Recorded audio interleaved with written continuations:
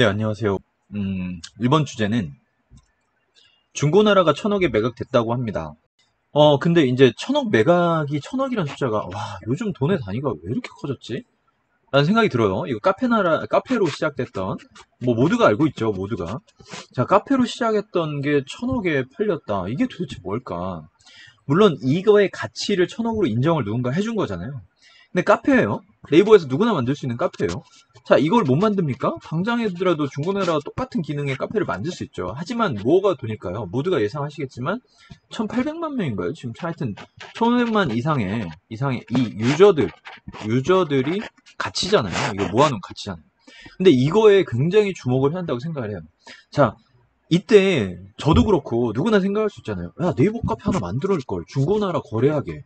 그들이 한 게 뭐야? 메뉴판만 이렇게 띡띡띡 만들고 거래하게끔 했잖아. 아무것도 안 했는데 와, 정말 대박이다. 저도 심지어 중고나라에 연락을 해봤어요. 광고를 하기 위해서. 저도 앱을 만들고 이제 광고를 해본 적이 있었는데 그 배너 하나 있잖아요. 중고나라 카페에도 조그만 앞에 메인에 배너를 하나 걸 수 있어요. 이게 얼마인지 아십니까? 이게 뭐 이게 영업 비밀일 수도 있긴 하지만 뭐 전화해보면 물어보면 알려주니까 이게 일주일인가 2주일 정도 아주 조그만 거, 큰 거 말고. 그러니까 그 보면은 큰 게 있고 아주 조그만 거에 하나 있어요. 저는 이제 큰 거는 아예 안 물어봤어요. 조그만 것이 300만 원 정도 하더라고요, 일주일에. 뭐 아주 생각보다 비싸지 않죠. 네이버 같은 거는 한 2시간에 뭐 그 네이버 3천만 원 정도 했다고 예전에 한 5년 전에. 근데 아마도 그거는 그 방문자 수가 엄청난 차이가 있기 때문에 그런 것 같고요. 뭐 이걸 얘기하려는 것보다는 나 이거 쉽게 되지 않았겠어? 라고 이제 생각하실 수도 있고 저도 그런 생각을 했습니다. 그런데 저는요. 그런데 저는 실제로 만들었었어요. 2015년쯤에 이 중고 거래 그리고 심지어 위치 기반을 핵심으로 하는 중고 거래 앱 플러스 서비스를 만들었었어요. 제가 잠깐 보여드릴게요. 지금 거의 안 되니까. 동네북이라고 이름 때문에 안 됐다라는 분도 계시고요. 동네북 이름이 뭐냐? 동네에서 거래되는 책이다. 그래서 동네북 이렇게 했는데. 물론 이제 나중에 포커스를 책으로 좀 했지만 저도 약간 지역 기반이 포커스된 물건 자체를 팔고 사는 것이 핵심이었어요. 이렇게 만들었죠. 여기 나름 광고 띄우려고 여기다 배너 하나 올리고 이 물건들을 올리면 이 물건들이 어떤 식으로 보여지냐면 이런 식으로 위치 지도가 나오는 거예요. 지도. 그래서 내가 이 인근 판매자가 가까운 곳에 있는 사람들을 우선시 이렇게 물건을 보게끔. 저는 4km 정도로 잡았어요. 4km. 차로 잠깐 5분 거리, 뭐 걸어서도 자전거 타고도 갈 수 있는 거리 4km 정도에서 거래할 수 있게끔 잡았습니다. 최초 앱을 등록한 시점은 제가 빨랐어요. 아무런 의미 없지만 제가 검색을 해보니까 2015년도더라고요. 자, 2015년도인데 그 의미 없어요. 먼저 한 거는 의미 없어요. 자, 그러면 어, 이런 개발을 하시는 분들은 정말 이거를 경험해 본 사람만이 아는 몇 가지 것들이 있습니다. 에이, 그거 다 아는 거예요 라고 할 수도 있지만 실전에 들어가면 좀 희한하게도 그게 잘 안 돼요. 개발자분들은 어떤 기능이 아주 잘 되면 많이 쓸 거라고 생각을 해요. 저도 그랬고요. 그래서 이런 플랫폼 서비스에 관심이 많았고, 이 중개 거래를 할 수 있는 것만 있으면 될 거라고 생각을 했는데, 자, 여기서 이제 몇 가지가 있습니다. 자, 중고나라가 잘 된 이유는, 자, 제가 이제 망한 이유를 잠깐 설명을 드릴게요. 플랫폼이면 특히 사람들이 쓰는 사람 1, 사람 2, 뭐 아주 여러 명이 있어야죠. 자, 특히 이제 중고 거래를 해야 되면 그리고 또 중고 거래요. 제품을 판매하는 사이트도 아니고 중고 거래요. 뭐가 있어야 하냐? 물건이 있어야 돼요. 물건. 그리고 사람이 있어야 돼요. 뭐가 먼저 있어야 될까요? 물건일까요? 사람일까요? 제가 만든 플랫폼은 누군가가 올려줘야 돼요. 중고 물품을. 자, 누군가 올리려고 하면은 그 사람은 그곳에 뭔가 판매가 되고 있는지를 보게 돼요. 중고나라는 지금 둘 다를 다 갖추고 있어요. 물건도 많고 사람도 많아요.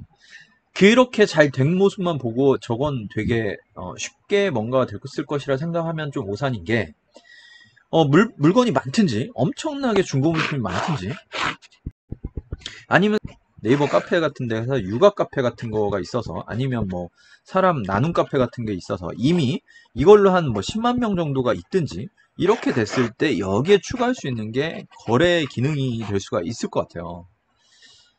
아니면 이 중고 물품을 다룬 그 업자들을 내가 네트워크로 알고 있든지, 예를 들면 이 중고 상들 있잖아요. 중고책 판매하는 이 책들을 여기에 모든 사람이 많이 올리고 여기를 사람들이 접속하게끔 해도 상관없습니다.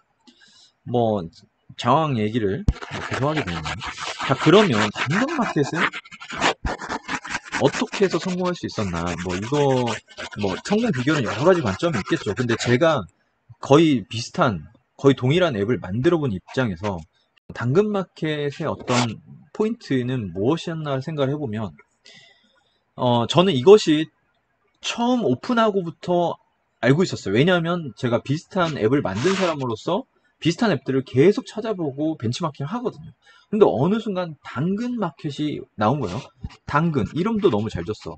당신의 근처.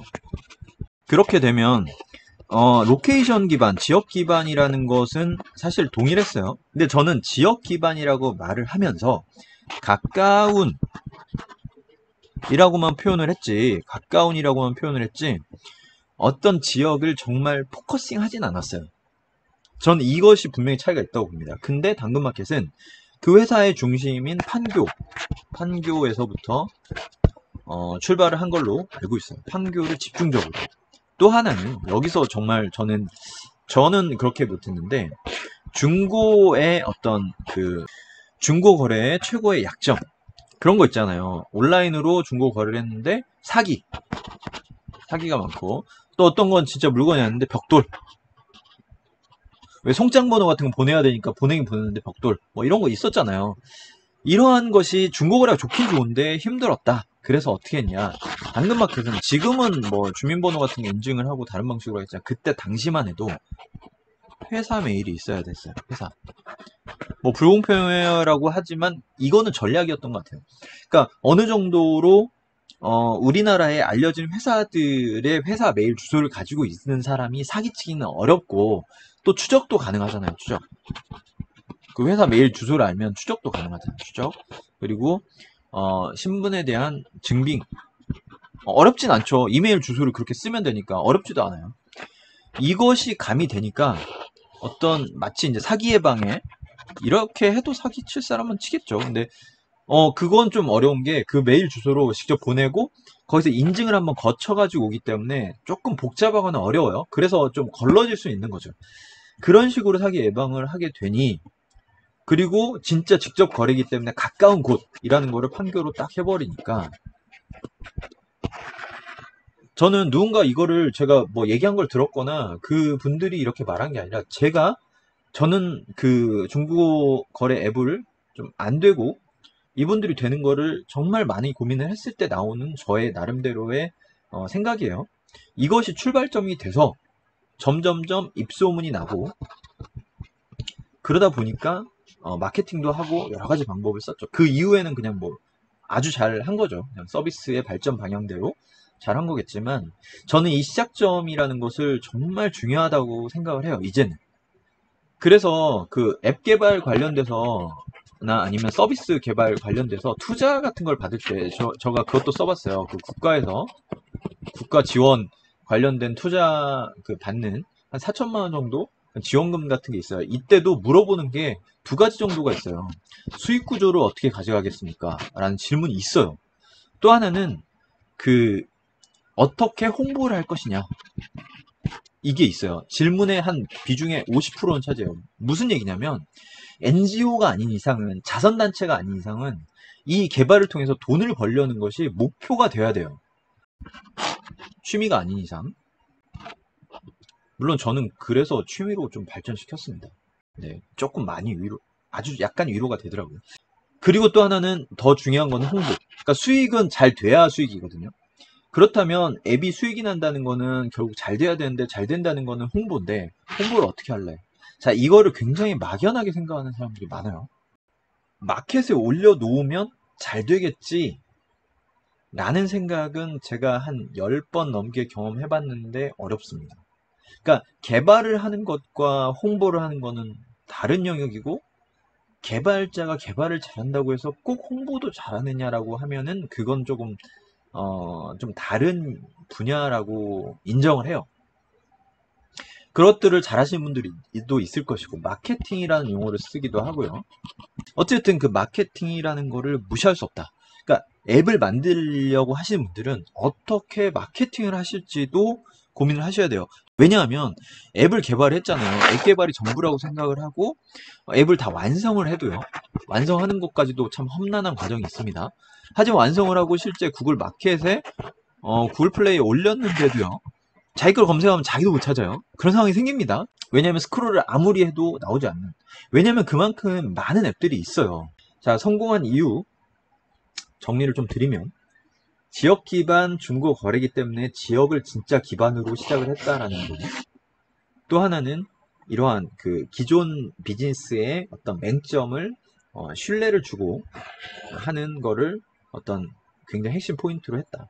아이디어로 지금 출발하시는 분들, 또 개인적으로 뭔가 개발하고자 하시는 분들도 개발자 분이시지만 이런 점도 제가 경험하고 이제는 다시 하면 조금 더 잘할 수 있다라는 부분들을 아쉬운 마음과 조금 더 그런 도움 드리고자 하는 마음으로 말씀을 드린 것이니 참고를 해보시면 좋을 것 같습니다. 감사합니다.